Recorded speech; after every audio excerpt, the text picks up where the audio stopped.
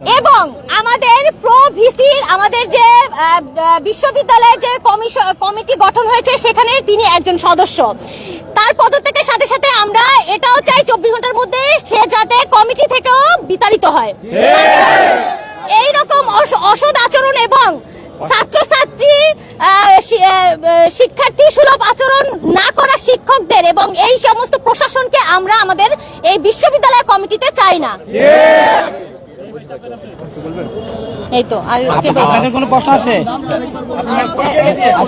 স্মৃতি আক্তার, ইডেন মহিলা কলেজ। আস্তে আস্তে